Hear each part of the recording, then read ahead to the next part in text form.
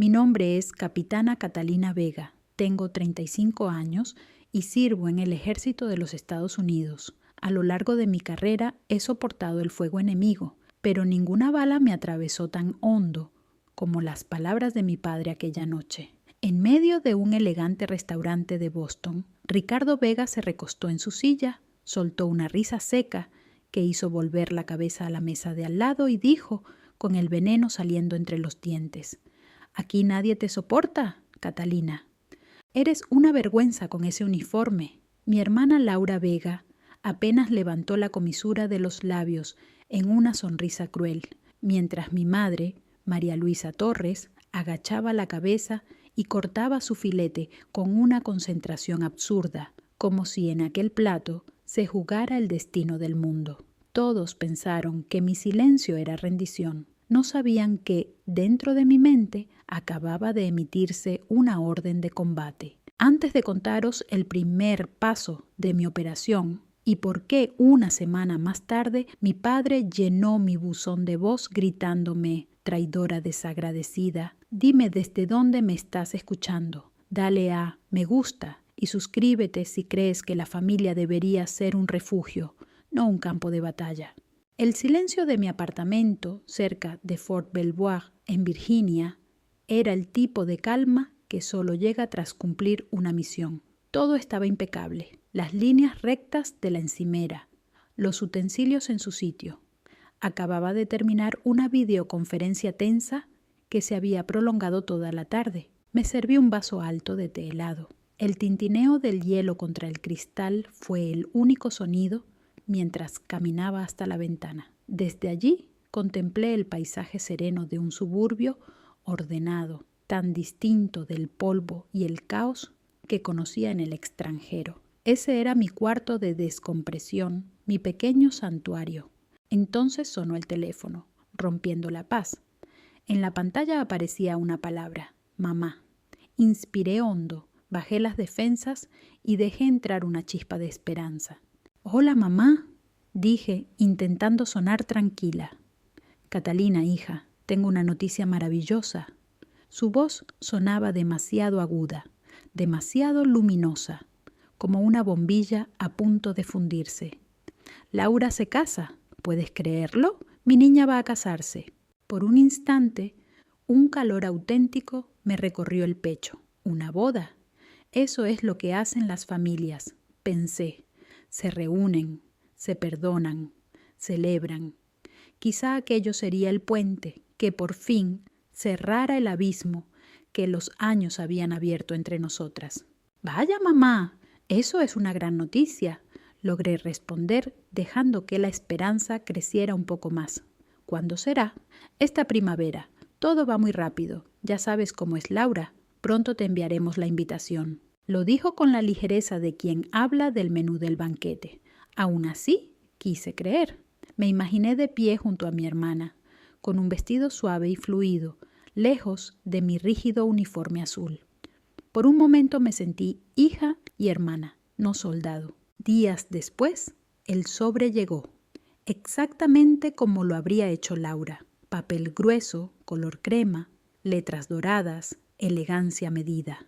Pesaba en mis manos, sólido, oficial, pero al sacar la tarjeta interior, el peso se convirtió en hielo en mi estómago. Me faltó el aire. Iba dirigida a Capitana Catalina Vega, pero el código postal de mi unidad estaba equivocado, un detalle mínimo, y sin embargo sonaba a desprecio deliberado. Leí el contenido. No era una invitación para ser dama de honor, papel que ingenuamente siempre había dado por hecho. Era una lista de tareas. Mi nombre aparecía junto a 2 funciones: coordinación de regalos y organización de aparcamiento de invitados. Y debajo, en la pulcra caligrafía de Laura, una nota con tinta azul.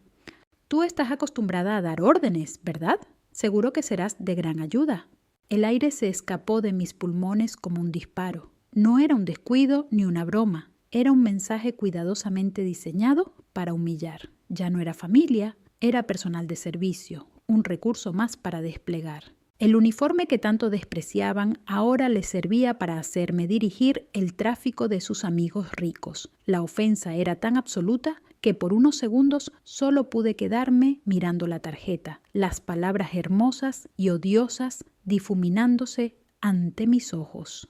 Mi primer impulso fue llamar a María Luisa Torres. Necesitaba oír de su boca que todo era un malentendido. Contestó al tercer tono con esa voz cansada que me era tan familiar. Le expliqué lo del sobre, midiendo las palabras como si informara de un contacto enemigo. Hubo un silencio largo y luego su suspiro, pesado, resignado. «Ay, Catalina», dijo, sin un rastro de indignación, «no exageres. Laura está muy estresada. Ya sabes cómo eres. Siempre tan intensa. No seas dramática, hija». No hubo defensa ni consuelo, solo culpa disfrazada de calma. Su respuesta fue el último disparo. «Solo pensó que podrías echar una mano, ya sabes, con tu carácter», dijo mi madre con ese tono resignado que me heló la sangre. «No eres precisamente del tipo que se pone un vestido de dama de honor, ¿verdad?» Su excusa débil, su juicio velado sobre quién era yo, dolió más que el desprecio abierto de Laura Vega. No me estaba defendiendo, estaba controlándome, administrando mis emociones como si fueran un problema logístico. Me culpaba por atreverme a sentirme herida. En su mundo, mi dolor era un estorbo dentro del relato perfecto de la boda de mi hermana. El silencio que siguió confirmó mis peores temores. María Luisa Torres no era una simple espectadora. Era una cómplice pasiva. Vio la herida y en lugar de ayudarme a curarla, me pidió que dejara de sangrar sobre la alfombra. Colgué sin añadir una sola palabra. El ardor del enfado comenzó a enfriarse, endureciéndose en algo más firme. Determinación había terminado. Terminado de mendigar migajas de afecto en su mesa. Terminado de aceptar los papeles secundarios que me asignaban en la historia de su familia perfecta. No, esta vez sería distinto. Haría algo grande, imposible de ignorar. Los invitaría a una cena elegante. Les haría un regalo tan desmesurado que no podrían rechazarlo y, por fin, los obligaría a verme. No a la oficial, no a la hija incómoda, sino a Catalina Vega. «¿Van a escucharme?», susurré al apartamento silencioso. Pero mientras trazaba el plan, una voz fría se deslizó en el fondo de mi mente. ¿Por qué crees que esta vez será diferente?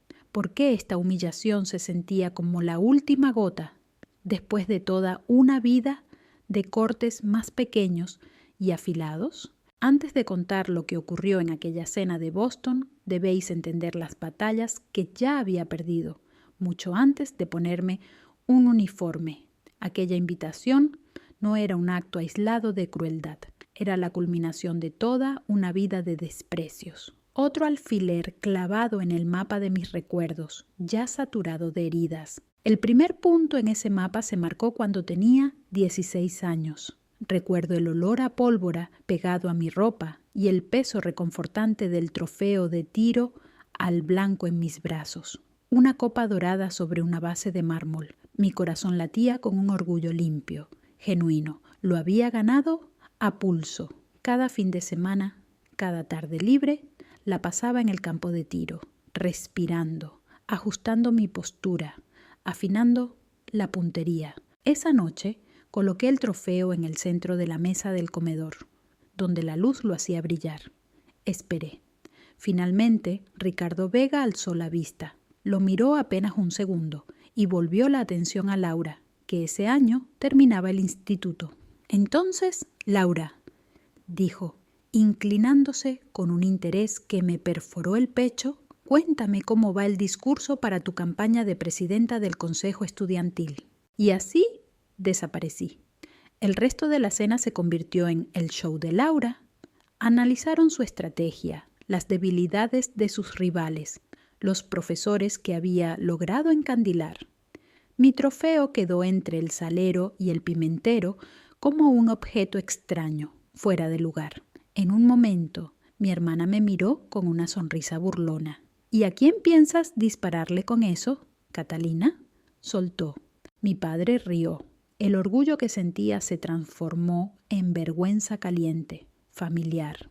Después de la cena, cargué el trofeo pesado hasta mi habitación. No lo puse en la estantería ni en la cómoda. Lo empujé bajo la cama, al polvo y la oscuridad, escondiendo con él una parte de mí. No se sentía como una victoria, sino como la prueba de un crimen, el de ser diferente. Pasaron unos años y llegó otro recuerdo marcado en ese mapa. Mi primer día de acción de gracias tras regresar de la Academia Militar de West Point. Había sobrevivido al infierno del entrenamiento inicial. Formaba parte de algo construido sobre el honor y el sacrificio. Llevé mi uniforme gris impecable, el cuello rígido contra la piel, símbolo de todo lo que había soportado.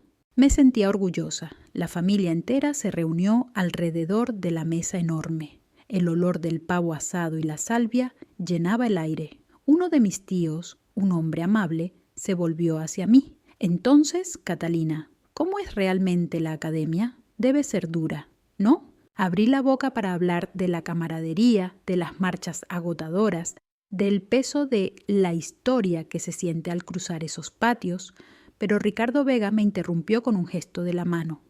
«Ay, por favor, no hablemos de cosas tan aburridas». Rió con esa falsedad que me crispaba los nervios. «Laura, cuéntales sobre tus prácticas en la bolsa. Esa chica gana más de becaria que muchos generales». La mesa estalló en carcajadas complacientes. Laura, radiante bajo los focos de la atención, comenzó a relatar una historia sobre tratos millonarios, dejando caer nombres que provocaban asombro. Yo permanecí inmóvil. No fue crueldad lo que sentí, sino algo peor, indiferencia total. En ese instante, mi uniforme, símbolo de esfuerzo y honor, me pareció un disfraz ridículo. Representaba un mundo tan ajeno e irrelevante para ellos que preferían fingir que no existía. El resto de la cena lo pasé empujando puré de patatas en el plato, hundida en esa soledad aplastante, que solo se siente rodeada de tu propia familia. Pero el recuerdo más doloroso, el que realmente selló la fractura, llegaría después, cuando regresé de mi primera misión en Afganistán. Volví a casa con una ligera cojera, recuerdo del metal que me había desgarrado la pierna en Afganistán y con una medalla de bronce con una B de valor. Me la habían concedido por sacar a 2 de mis hombres del fuego cruzado durante una emboscada. No me sentía una heroína, solo una superviviente con suerte, pero aquella medalla significaba algo. Era el reconocimiento de la única familia que realmente me había visto alguna vez, el ejército. Una tarde se la mostré a Ricardo Vega. Estaba en el salón hojeando una revista de propiedades de lujo. Tomó la medalla de su estuche de terciopelo, la giró entre sus dedos, examinándola como si fuera una fruta en el mercado. «¿Está bien?», murmuró sin emoción alguna. «Pero, ¿con eso puedes comprarte una casa en este vecindario? Laura acaba de cerrar una preciosa en Las Lomas». Colocó la medalla sobre la mesa de centro. El metal hizo un sonido seco al tocar la madera, justo al lado de una portada que mostraba mansiones millonarias. No solo despreciaba mi valor, le había puesto una etiqueta de precio y, según él, no valía lo suficiente. Había convertido mi sacrificio en mercancía, pero entre esos recuerdos grises existía un punto de luz. Don Guillermo Vega, mi abuelo, veterano de la Segunda Guerra Mundial, un hombre silencioso, firme, que olía a colonia de antaño y que veía lo que los demás pasaban por alto. Él fue quien me llevó por primera vez a un campo de tiro. No hablaba mucho, solo se colocaba detrás de mí, ajustando mi postura con una mano firme, su voz grave, murmurando correcciones. Recuerdo el primer día que acerté en el centro del blanco. Me giré buscando elogios, pero él solo asintió despacio, con una sonrisa breve, casi imperceptible. «¿Ves?», dijo con serenidad. «Lo tienes, firmeza». Esa palabra se convirtió en mi ancla. Era la única validación que había recibido de mi sangre, la única que necesitaba. Él vio mi diferencia no como un defecto, sino como una fuerza. Años más tarde, mientras sostenía en mis manos aquella cruel invitación de boda, caminé hasta mi cómoda y abrí una caja de madera. Sobre el terciopelo azul descansaba la medalla. La tomé. Su peso me resultaba familiar. Don Guillermo había visto mi firmeza. Ricardo, en cambio, solo vio un adorno sin valor. Esa noche, en Boston, decidí que les daría algo que no pudieran comprar ni despreciar, algo que los obligara a mirarme de verdad. Les mostraría un fragmento de mi mundo, de mi honor. Escogí el Capitol Grill porque era el lenguaje de mi padre. Paredes de caoba, el tintinear de cubiertos pesados, el aroma a carne envejecida y cabernet caro. Era un templo dedicado al Dios que él adoraba. El éxito, pensé ingenuamente, que si lo encontraba en su terreno, quizá por una vez escucharía. Llegué antes de la hora. El corazón me golpeaba el pecho con un ritmo tenso, casi ajeno. Alicé por 10ª vez mi vestido negro, un gesto inútil para calmar la tormenta interior. Era una capitana del ejército. Había comandado tropas bajo fuego, pero allí, esperando a mi familia, me sentía como una recluta novata. Entraron en una nube de perfume caro y autosuficiencia. Laura recorrió la sala con esa mirada crítica y entrenada, mientras Ricardo dio un leve asentimiento como si evaluara una propiedad que pensaba adquirir. La tensión se sentó entre nosotros, palpable, respirando en la mesa. Pasamos por las preguntas superficiales, los cumplidos mecánicos sobre mi trabajo y las alabanzas al prometido de Laura, aquel empresario brillante que parecía ser su trofeo más reciente. Pedimos la comida, filet mignon, para ellos, por supuesto, el corte más caro. Entonces llegó el momento. Mis manos estaban húmedas cuando saqué del bolso 3 sobres gruesos color marfil. Los coloqué sobre el mantel blanco, perfectamente planchado. Quería haceros un regalo, dije con la voz más firme de lo que sentía, por la boda y por todo. María Luisa Torres los miró con duda, pero Laura cogió el suyo enseguida. Lo abrió con impaciencia y comenzó a leer. Dentro había billetes de primera clase a Francia y un itinerario detallado para una visita privada al cementerio americano de Normandía y las playas del desembarco del día D. Contuve la respiración. Quería compartir con vosotros un lugar que significa mucho para gente como yo, expliqué suavemente. Laura levantó la vista y una sonrisa cruel se dibujó en sus labios pintados. ¿Normandía? ¿En serio, Catalina?, se burló con un tono empapado de desprecio. ¿Aún intentas reclutarnos para tu club del ejército? ¿Quién querría pasar sus vacaciones mirando arena y tumbas? Arrojó los billetes sobre la mesa como si fueran basura. El cartón grueso se deslizó hasta el cesto del pan.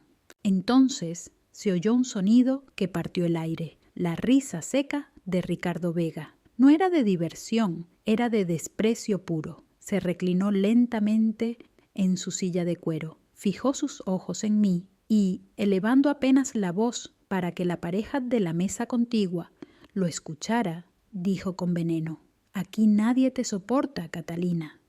«Aquí nadie te soporta, Catalina», dijo Ricardo Vega, cada palabra tan precisa como un disparo. «Eres una vergüenza con ese uniforme».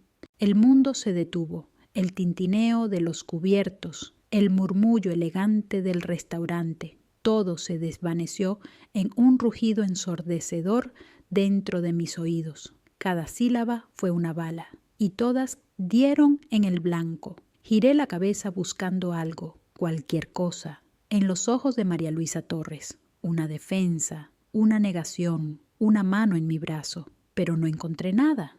Sus ojos permanecían fijos en el plato frente a ella. Sus manos, perfectamente cuidadas, temblaban mientras sostenían el cuchillo y el tenedor.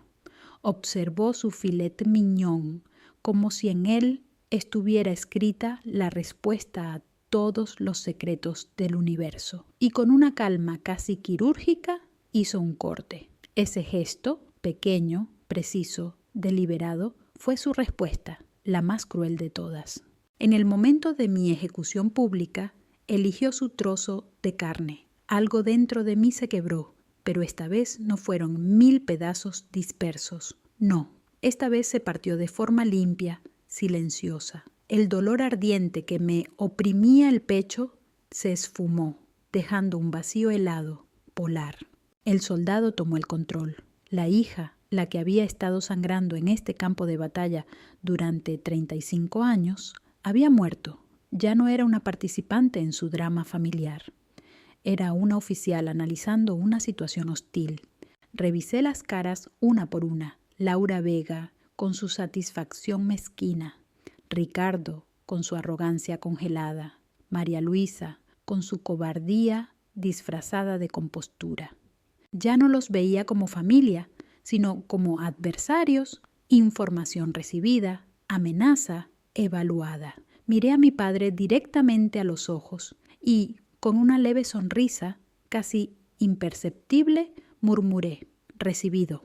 Mi voz era firme, clara, sin emoción alguna. Era el mismo tono que usaba por radio para confirmar una orden directa. Me levanté despacio, doblé la servilleta y la dejé con precisión militar sobre la mesa. Luego me giré y caminé hacia la salida. No miré atrás. Mis pasos sonaban firmes sobre la alfombra gruesa, la espalda recta como una línea trazada con regla. Podía sentir su silencio desconcertado detrás de mí. Un arma que, por fin, había perdido su poder. Al empujar las puertas pesadas del restaurante y salir a la noche fresca de Boston, el teléfono vibró en mi mano. Era un mensaje de Laura. Lo abrí. Suerte encontrando a alguien que admire tus medallas. Me detuve en la acera. No era un insulto. Era información de reconocimiento, confirmación de las posiciones enemigas. Los parámetros de la misión acababan de definirse. Una sonrisa fría, auténtica, se dibujó en mis labios. La batalla había terminado. La guerra acababa de empezar. Dormir fue un lujo que no podía permitirme esa noche. El vuelo de regreso a Virginia pasó como un borrón. No había agotamiento, solo una claridad quirúrgica. Mi mente funcionaba con la precisión de un centro de operaciones. La humillación en el restaurante no me había destruido, me había forjado. Cuando el amanecer tiñó de gris los cielos de Virginia, mi plan operativo estaba completo. El primer objetivo debía ser simbólico, decisivo y doloroso. A las 06, seguro en punto, llamé a mi abogado. Era un hombre madrugador, también veterano. Respondió al primer tono, su voz alerta. «Vende la casa de Richmond», dije sin dudar. No hubo preámbulos, fue una orden. «¿Catalina?», preguntó el abogado Fernando Díaz, con un matiz de sorpresa. «¿La casa que te dejó tu abuelo? ¿Estás segura?» «Completamente. Liquídala cuanto antes». Aquella casa no era solo una propiedad, era el terreno sagrado del que Ricardo Vega siempre presumía, la representación física del linaje familiar, el símbolo de su estatus y orgullo. Para mí era una cadena. Romperla no era un movimiento financiero, era un ataque estratégico, directo al corazón de su vanidad. La noticia de la venta cayó sobre ellos como una bomba. Una semana más tarde, los proyectiles de respuesta comenzaron a llegar. Mi padre dejó una serie de mensajes de voz, pasando del desconcierto al grito.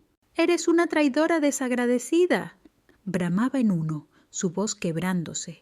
«Has destruido la historia de esta familia». Laura inundó mi teléfono con mensajes llenos de veneno y palabrotas. Los leí con calma antes de eliminarlos uno a uno. Ningún mensaje de voz lo escuché hasta el final. Simplemente los deslicé hacia el olvido. El ruido era irrelevante. Hasta que, una tarde, alguien llamó a mi puerta. Era María Luisa Torres. Parecía más pequeña de lo que recordaba, los ojos hinchados, rojos por el llanto. Había conducido 2 horas para llegar hasta allí, en un último intento de guerra emocional. «¿Por qué harías algo así, Catalina?», suplicó María Luisa Torres, con la voz temblorosa. «Somos tu familia». La miré. aquella mujer que una noche había preferido su filete antes que a su hija. Y no sentí nada. El pozo de emociones del que durante años había intentado sacar agua estaba completamente seco. Una familia no habría hecho lo que vosotros hicisteis aquella noche. Respondí con serenidad. Te sentaste ahí, te quedaste callada. No grité, no lloré, solo enuncié un hecho, como si redactara un informe después de una misión. Su rostro se contrajo, no por comprensión, sino por la frustración de ver que sus viejas armas, culpa, manipulación, lágrimas, ya no surtían efecto. Asentí una sola vez y cerré la puerta con suavidad. El clic firme del cerrojo sonó como el final de una era. Pero hasta una soldado necesita aliados. El peso de la campaña que acababa de iniciar comenzaba a caer sobre mis hombros y sabía que no podría librar esta guerra sola. Tomé el teléfono y marqué el número de la única persona en la que confiaba sin reservas, Marco Ruiz, capitán del cuerpo jurídico del ejército, mente afilada como una bayoneta y lealtad absoluta. Nos encontramos en Gatsby's Tavern, en el casco antiguo de Alejandría. Aquel lugar, con sus paredes de madera oscura y su suelo desigual, había sido testigo de tertulias con George Washington. Parecía apropiado, un sitio de estrategia y revolución. Nos sentamos en un rincón apartado. Le conté todo, desde la invitación de boda hasta los mensajes de voz llenos de furia. Marco escuchó, solo escuchó, sin apartar los ojos de mi rostro. No me interrumpió ni me ofreció frases vacías. Dejó que desplegara todo el horror de la historia sin emitir juicio alguno. Trató mi relato como un testimonio crucial, digno de respeto. Cuando terminé, el silencio que siguió no fue incómodo, sino táctico. Tomó un trago pausado de su cerveza y asintió con gravedad. En ese instante ya no era solo mi prometido, era mi consejero estratégico. Veía el campo de batalla igual que yo. «Lo entiendo», dijo con voz baja pero firme. «Han cruzado una línea. Es hora de reforzar tus defensas y preparar la contraofensiva». Ese era el idioma que comprendía. No buscaba consuelo, sino plan. No compasión, sino estrategia. Marco sirvió más cerveza en mi vaso. Luego, con la mirada aguda, añadió: «Recuerdo que me dijiste que habías creado un fondo familiar, ¿verdad? De tus ahorros y tu paga de combate. Pusiste a Laura a cargo, si no me equivoco». Asentí, sintiendo un escalofrío recorrerme la espalda. Sí, lo monté hace años para que mis padres tuvieran un respaldo cuando fueran mayores. Laura tenía un máster en finanzas. Parecía lógico. Marco se inclinó hacia adelante, su voz aún más grave. Lógico, quizá, pero no necesariamente prudente. Su estilo de vida últimamente ha sido demasiado ostentoso, incluso para alguien del mundo financiero. Mi opinión legal, añadió, mirándome fijamente. Ha llegado el momento de una misión de reconocimiento financiero. Necesitamos inteligencia. La palabra quedó suspendida entre nosotros. No era una idea movida por el rencor ni por el deseo de venganza. Era un objetivo militar sólido y estratégico. Marco Ruiz no me ofrecía un hombro para llorar. Me ofrecía un arma, forjada con su propia pericia. Por primera vez desde aquella noche en Boston, dejé de sentirme a la defensiva. Con él a mi lado, estaba a punto de pasar al ataque. La misión de reconocimiento financiero se ejecutó con la precisión de una operación militar. Marco no se limitó a revisar los datos por su cuenta. Insistió en contratar a una perito contable independiente, Ana Morales, especialista en auditorías forenses. Sin margen de error, sin dudas, me dijo. Necesitamos información limpia. Semanas después, estaba sentada en su despacho a medianoche. El aire era denso, iluminado solo por una lámpara que proyectaba sombras largas sobre montones de extractos bancarios, hojas de cálculo y documentos legales. Parecía el centro de mando antes de una gran ofensiva. Marco se encontraba frente a mí, con el ceño fruncido. Deslizó un documento resaltado hacia mi lado. «Aquí está», dijo, con voz controlada. el punto de entrada. Al principio fueron pequeñas cantidades, unos cientos aquí y allá, pero las retiradas se hicieron más grandes, más atrevidas. Los números y las fechas revelaban una verdad devastadora. No era un préstamo familiar ni una mala inversión, era robo, puro y sistemático, un desfalco meticuloso y prolongado. El informe de Ana Morales no dejaba espacio para interpretaciones. Era una confesión escrita en cifras. Durante los últimos 4 años, un total de $500,000 habían desaparecido del fondo familiar. $500,000. He fumado. Era mi paga de combate, mis bonos por despliegue, el dinero que había ahorrado con paciencia y con la ingenua esperanza de asegurarle a mis padres una vejez tranquila. Pero descubrir en qué se había gastado fue la traición más profunda. No era un simple error, era un retrato nauseabundo de codicia. Los extractos de tarjetas de crédito, cotejados con los retiros bancarios, revelaban una vida de lujo mantenida con mi sacrificio. Miles gastados en bolsos de Chanel y Louis Vuitton. Decenas de miles en cenas en restaurantes con estrellas Michelin en Nueva York y Washington. Miles más en spas, resorts y joyas. Laura Vega no solo me había robado dinero, había convertido mi sudor y mi sangre en su pasaporte a una existencia vacía y reluciente. Entonces, Marco Ruiz deslizó frente a mí una última hoja, resaltada con marcadores amarillos. Era el resumen final. Una única transacción destacaba: un viaje de lujo a Bali para Laura y 4 de sus amigas. 5 estrellas, todo incluido, villas privadas, vuelos en primera clase y una excursión en yate. El total, algo más de $50,000. Marco señaló la fecha. Este viaje fue en marzo, dijo, su voz baja, pero cargada de significado. No tuvo que decir más. Conocía mi calendario de servicio tan bien como yo. En marzo, yo no estaba en una oficina con aire acondicionado. Estaba destacada en una base avanzada en Afganistán, donde las alarmas antiaéreas podían sonar en cualquier momento, y dormía con el chaleco puesto. La imagen me golpeó como una granada. Laura, riendo en un yate sobre aguas turquesas, mientras el dinero que lo pagaba provenía del riesgo de mi vida. La magnitud de su egoísmo era casi inhumana. Miré los números impresos, sin lágrimas ni gritos. El impacto fue tan brutal que se saltó la emoción y se clavó en un punto helado dentro de mí. El dolor estaba allí, profundo, constante, pero en la superficie reinaba una calma absoluta. La misión había cambiado. Ya no era un drama familiar, era un crimen. A la mañana siguiente actué, sin dudas, sin vacilaciones. Tomé el teléfono y marqué el número de señor Enrique Navarro, mi asesor financiero, un hombre de confianza total. «Buenos días, capitana», respondió. «¿En qué puedo ayudarla? Necesito que ejecute una orden», dije con voz firme, la misma que usaría al dar una orden en el frente. «Con efecto inmediato». «Por supuesto, adelante. Quiero que liquides todo el saldo restante del Fondo de Apoyo Familiar Vega, cada centavo». Hubo una pausa breve. «¿Todo el saldo, Catalina? Eso ronda casi el $1,000,000. ¿Está completamente segura?»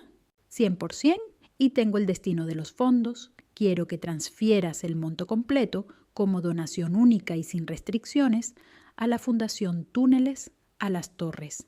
El silencio que siguió fue más largo. Aquella organización era sagrada en el mundo militar y de los servicios de emergencia. Construyen viviendas sin hipoteca para las familias de héroes caídos y veteranos con heridas graves. Representaban exactamente lo que mi familia nunca entendió: honor y sacrificio.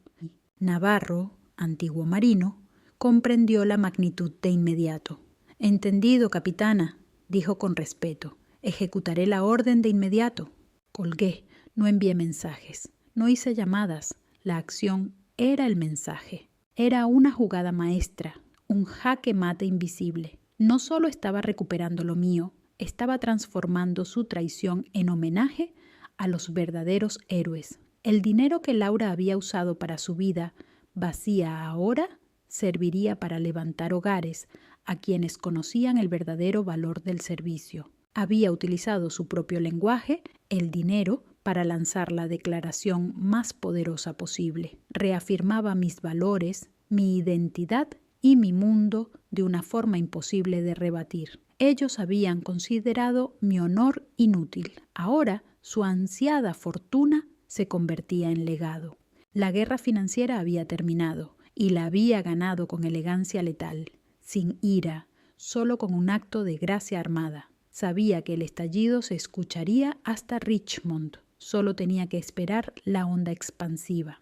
Y no tardó. Las consecuencias llegaron solas, movidas por la física inevitable del causa y efecto. No tuve que mover un dedo. Solo observé cómo el mundo que habían construido sobre la soberbia y la mentira comenzaba a desmoronarse. El primer temblor fue la demanda judicial. Privado del flujo constante de mi dinero, Ricardo Vega perdió el control. Herido en su orgullo y cegado por la desesperación, presentó una denuncia ridícula contra mí.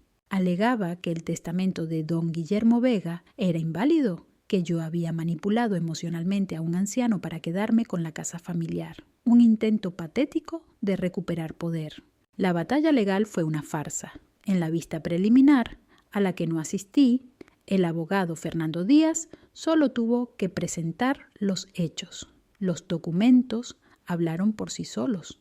El abogado Fernando Díaz presentó ante el tribunal el testamento original, legalizado y firmado ante notario, junto con una declaración jurada del planificador patrimonial de don Guillermo Vega, confirmando sus intenciones claras y plenamente conscientes.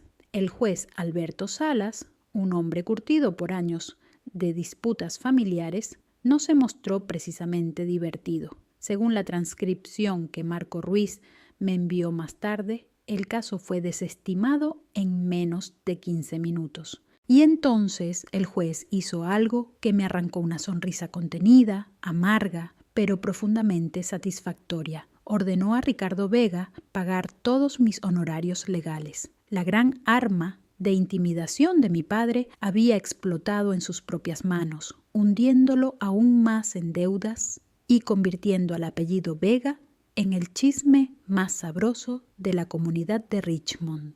Pero la siguiente ofensiva vino de Laura Vega. Con su mundo financiero derrumbándose, recurrió al único recurso que le quedaba, la opinión pública. Comenzó a publicar textos larguísimos y melodramáticos en grupos locales de Facebook, dibujando el retrato de unos padres mayores y desconsolados traicionados por su hija militar, fría y sin corazón. Usaba palabras como honor y familia con un descaro tan calculado que casi resultaba admirable. Por suerte, Marco ya había previsto ese movimiento. Actuó en silencio, con precisión quirúrgica. Contactó discretamente a un puñado de amigos influyentes de la familia, personas cuyas opiniones tenían peso en aquel círculo social. No les contó los detalles del desfalco. Les envió una hoja simple, sin adornos, con los hechos, la demanda desestimada y una breve nota sobre una donación significativa hecha por mí a una fundación benéfica. No hizo falta decir más. La verdad comenzó a difundirse, no como un incendio, sino como una marea lenta y constante. La gente empezó a hacer preguntas. La historia de Laura, antes tan convincente, empezó a desmoronarse. En lugar de compasión, recibió silencio, un muro de escepticismo. Su guerra de información había fracasado. La verdad, como siempre, resultó ser un arma mucho más poderosa. El golpe final vino desde su propio terreno, las finanzas. Ese mundo no perdona los escándalos, no por ética, sino porque perjudican el negocio. Alguien en su empresa, quizá alertado por la demanda pública o por los rumores de problemas económicos, revisó sus cuentas. Se abrió una investigación interna. Llamaron a Laura a una sala de reuniones. Le esperaban el socio principal y un abogado del Departamento de Recursos Humanos. No le pidieron su versión. En ese mundo, la reputación vale más que la lealtad. Las transacciones sospechosas bastaban. Fue despedida en el acto. Le retiraron su tarjeta de acceso, congelaron sus cuentas y su carrera, esa que siempre había usado como arma para humillarme, se evaporó en una sola tarde humillante. La noticia se propagó como pólvora, mezclándose con el eco de la demanda. El apellido Vega, antes símbolo de éxito suburbano, quedó manchado para siempre. No los había destruido yo, se destruyeron ellos mismos, el orgullo, la avaricia y los años de crueldad finalmente les pasaron factura, una factura que no podían pagar.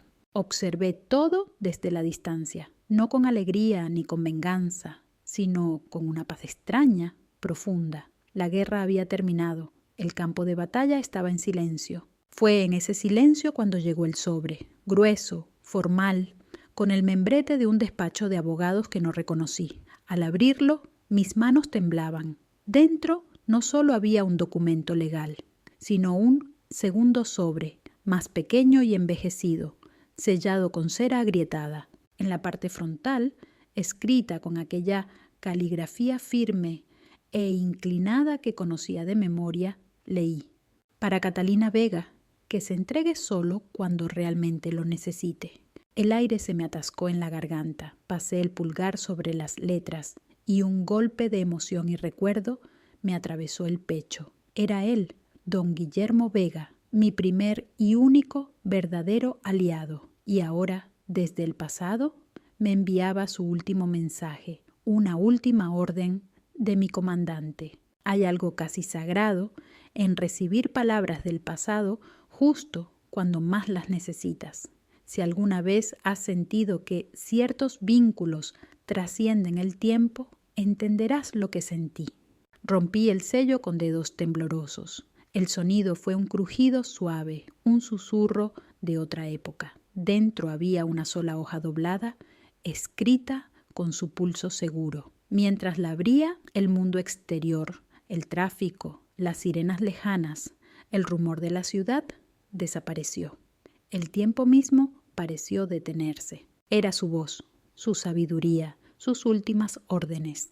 Y supe, con certeza absoluta, que lo que iba a leer sería la guía que me acompañaría en la paz que estaba por venir. Sentada sola, con la carta amarillenta entre las manos, sentí que el aire se hacía denso, cargado de algo antiguo y eterno. El olor a papel viejo y cera derretida llenó la habitación. Respiré hondo y comencé a leer. Mi queridísima Catalina, comenzaba la carta, si estás leyendo esto, significa que la vida te ha puesto a prueba de una manera que siempre temí. Probablemente también significa que las personas en quienes confiabas te han fallado. Lo sentí como un golpe en el pecho. Lo lamento, hija mía. Vi las semillas de eso en tu padre, incluso cuando era niño. Es un buen hombre en muchos aspectos, pero está cegado por la idea del éxito que el mundo le impuso. No ve tu fortaleza, solo ve lo que te hace diferente. Pero jamás cometas el error de verlo tú de la misma forma. Tu diferencia, Catalina, es tu mayor fortaleza. Tuve que detenerme. Él lo había visto. Durante todos esos años, todas esas cenas solitarias, los silencios, las miradas de decepción, él había estado ahí, no como un anciano distante, sino como un testigo silencioso de mi guerra personal. Siguió escribiendo sobre su propio tiempo en la guerra, no sobre las batallas, sino sobre los momentos entre ellas.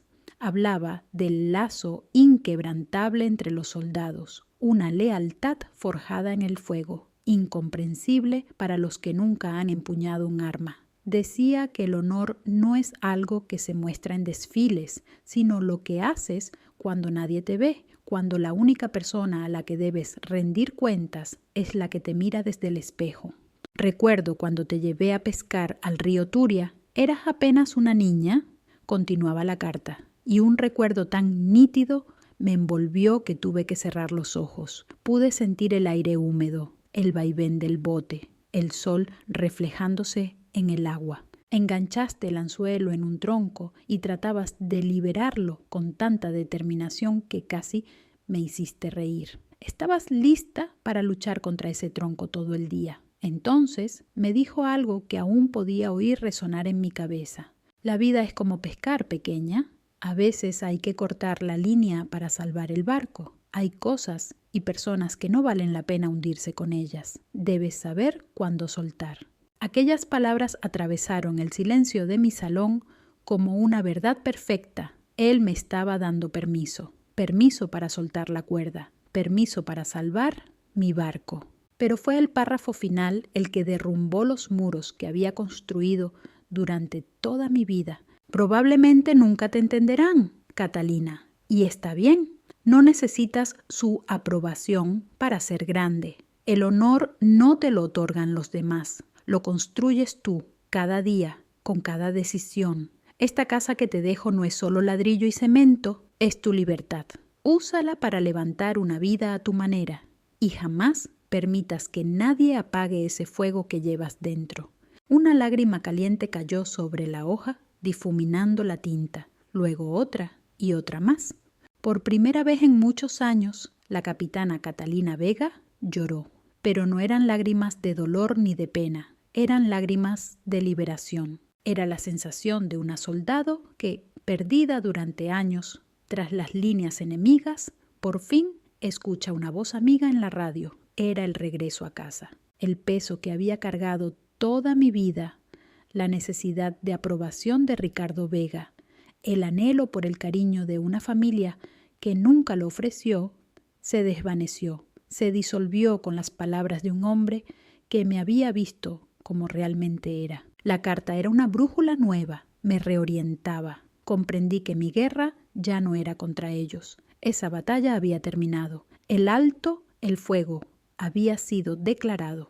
Mi nueva misión era otra, no destruir, sino construir, luchar, sí, pero por algo más grande, mi futuro y el legado de don Guillermo Vega. La validación que jamás obtuve de mi padre siempre había estado allí, escondida entre las líneas de esa carta. Un legado invisible, pero más valioso que cualquier herencia material. Doblé el papel con cuidado y lo sostuve contra mi pecho. Una paz profunda se apoderó de mí, una fuerza silenciosa más sólida que cualquier medalla. El campo de batalla había cambiado. Ya no se trataba de derribar el viejo mundo que me había herido, sino de levantar uno nuevo. Y sabía exactamente cuál sería mi primer paso. La carta de mi abuelo había puesto fin a la guerra, pero pronto comprendí que ganar una guerra y sanar de ella son misiones distintas. Los enemigos externos habían sido vencidos, pero los internos seguían allí. Los fantasmas de sus palabras, los años de sentirme invisible,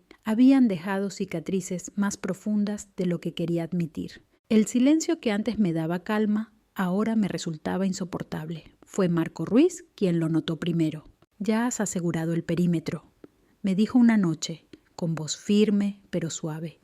«Ahora toca limpiar las amenazas internas». Me habló de un grupo de apoyo que conocía, un círculo terapéutico para mujeres veteranas en el centro de veteranos local. Mi primera reacción fue negarme. Yo era una oficial, una comandante. Mi vida entera se había construido sobre la idea de ser fuerte, de tener respuestas, no de buscar ayuda. Mostrar debilidad me parecía rendición.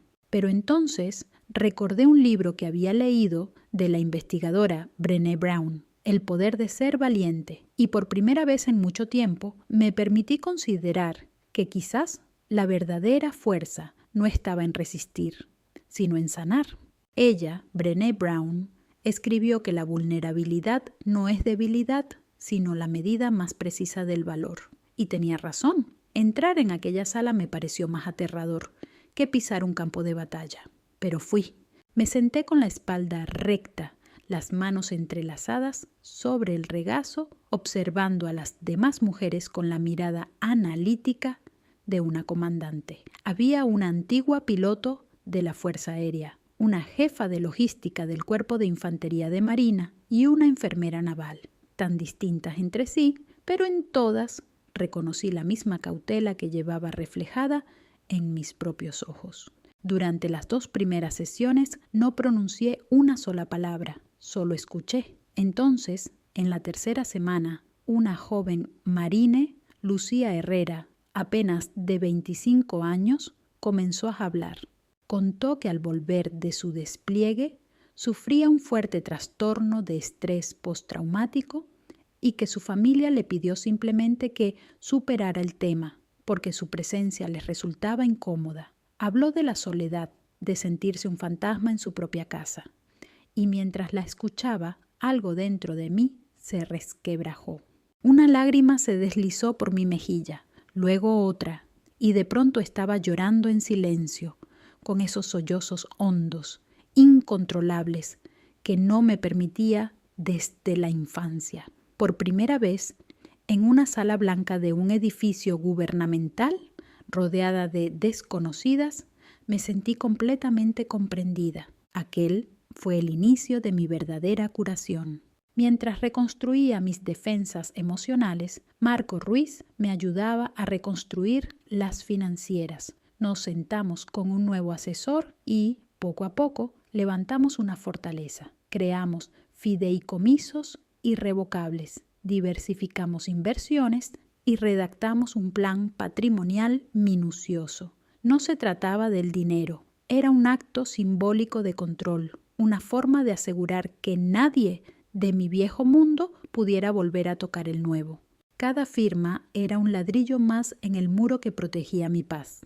La sanación llegó por oleadas. Algunos días eran luminosos, otros nublados por el eco de lo perdido, la familia que desearía haber tenido. Pero Marco era mi constante, mi roca, mi compañero. Una tarde fresca de otoño me llevó a Parque Nacional de Sierra de Guadarrama. Recorrimos un sendero cubierto de hojas doradas. El aire olía a tierra húmeda y a madera. Las montañas ardían con tonos rojizos, naranjas y dorados. Era un paisaje en calma, justo lo contrario a la vida que había vivido. Cuando el sol comenzó a hundirse tras las crestas, tiñendo el cielo de morado y cobre, Marco se detuvo en un mirador. No buscó palabras grandilocuentes ni discursos románticos. Solo se volvió hacia mí, tomó mis manos entre las suyas y me miró a los ojos. «Catalina», dijo con voz serena, «te he visto luchar contra enemigos al otro lado del mundo y contra otros aquí, en casa. Jamás he conocido a alguien con más fuerza ni con más honor que tú. Quiero ser tu compañero de equipo el resto de mi vida». Y allí, frente al horizonte encendido, se arrodilló. Lo miré, aquel hombre leal, valiente, que nunca intentó salvarme, sino acompañarme. No me ofrecía rescate, me ofrecía alianza, un compañero para todas las misiones que vinieran. Sonreí de verdad, con el alma. Las lágrimas que brotaron esta vez eran de pura alegría. Asentí sin poder hablar, y él deslizó un anillo sencillo y elegante en mi dedo. Era una promesa de futuro, construido no sobre la sangre ni la obligación, sino sobre el respeto mutuo. La noticia del compromiso se propagó rápido entre nuestra familia elegida. Mi teléfono, antes un instrumento de ataques, se llenó de mensajes de felicitación. Compañeros, amigos, antiguos camaradas. Mi general enviando una caja de champán con una nota escrita a mano. El grupo de terapia nos organizó una pequeña fiesta improvisada, pastel casero y vino espumoso, barato. Y, aún así, se sintió más auténtica que cualquier gala lujosa. Las sonrisas, los abrazos sinceros, esa alegría compartida, eran la prueba de que al fin tenía un hogar, una familia real, una que no nacía del azar, sino de la elección. Los lazos que ahora me unían eran de lealtad, respeto y amor incondicional. Meses después, las noticias sobre mi antigua familia me llegaban distorsionadas, como transmisiones débiles de una guerra lejana. No las buscaba, simplemente me encontraban. Supe que Ricardo Vega y María Luisa Torres, ahogados en deudas y costas judiciales, se vieron obligados a vender la casa familiar, la mansión donde se habían representado tantas escenas de mi dolor, desapareció, sustituida por un pequeño piso gris en una urbanización para jubilados. No sentí satisfacción, solo un eco vacío de lo que pudo haber sido. También supe de Laura Vega. Enfrentada a cargos por fraude, aceptó un acuerdo para evitar prisión, pero su condena, un delito financiero y un historial manchado, puso fin a su carrera para siempre. Ella, que había medido su valor por su título y su salario, se quedó sin ambos. Escuché todo aquello con una distancia extraña, serena, sin júbilo, sin venganza, solo con la certeza de que, por fin, mi guerra había terminado y que esta vez la victoria era la paz. No se derrumbaron por mí, se derrumbaron por el peso de sus propias decisiones, su codicia y su crueldad. Yo simplemente me aparté y dejé que la gravedad hiciera su trabajo. Una tarde, sin previo aviso, sonó el teléfono, un número desconocido. Estuve a punto de ignorarlo, pero algo en mi interior me dijo que debía contestar.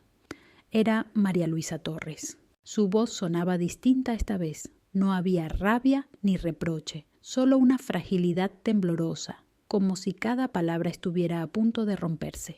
«¡Catalina!», comenzó con un hilo de voz. «Tu padre, su corazón está empeorando y Laura está destrozada. No puedes darnos la espalda así. Somos tu familia». Me quedé inmóvil en la cocina, el teléfono pegado al oído. Escuché el temblor de su voz, el ruego silencioso para que volviera, para que regresara a ser el escudo emocional de siempre. La Catalina de antes habría sentido culpa, habría cedido, pero esa mujer ya no existía. No sentí ira, solo una tristeza lejana, inmensa, por esas personas que ya no sabía cómo amar. «Siento mucho lo de papá», dije con calma, con la serenidad de quien da una orden sin vacilar. «Puedo enviarte el contacto de un servicio de cuidados a domicilio muy recomendable, pero no puedo volver. Os deseo lo mejor, mamá». Antes de que pudiera responder, colgué. Dejé el teléfono sobre la encimera y respiré hondo. El último límite había sido trazado, la línea cortada. La distancia entre sus vidas y la mía nunca fue más clara que el día de mi boda. Marco Ruiz y yo nos casamos en la capilla del Cuerpo de Marines en Cuántico. No fue una celebración ostentosa, no hacía falta. El techo de madera arqueada, los vitrales con escenas de valor y sacrificio, bastaban para llenar el lugar de significado. Los bancos no estaban ocupados por familiares lejanos ni socios de negocios. Estaban llenos de camaradas, de amigas del grupo de terapia, de las personas que realmente habían luchado conmigo. Ellos eran nuestra familia. Ninguno de los Vega asistió. No hubo padre que me llevara del brazo, ni madre que alisara mi vestido, ni hermana que me acompañara al altar. Y, sin embargo, cuando tomé la mano de Marco y miré a los rostros frente a mí, no sentí vacío alguno. Sentí presencia, plenitud. El espacio no estaba vacío, estaba lleno de amor verdadero. Más tarde, mientras íbamos en coche hacia la pequeña recepción en una taberna local, Marco apretó mi mano. «¿Estás bien?», me preguntó con esa ternura serena que siempre tenía cuando no hacían falta más palabras. Miré por la ventana. Los árboles de Virginia se vestían de hojas nuevas. El aire olía a vida. Una paz profunda me envolvió, una calma desconocida, limpia. «¿Estoy bien?», respondí. «Más que bien». Sonreí y añadí: «Hoy me he dado cuenta de algo. Los he perdonado». Él me miró con una pregunta muda en los ojos. «No por ellos», expliqué. «No se trata de justificar lo que hicieron ni de fingir que no dolió. Se trata de aceptar que son quienes son y que nunca cambiarán. Se trata de soltar la carga de esperar que lo hagan». Inspiré profundamente, sintiendo el aire más ligero, más libre. Mi perdón no era un regalo para ellos, sino para mí, el regalo de la libertad.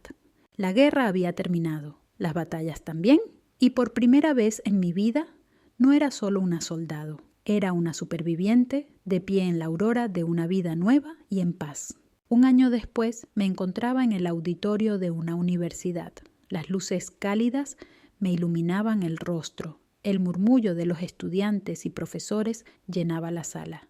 Ya no llevaba el uniforme de gala, sino una chaqueta sencilla.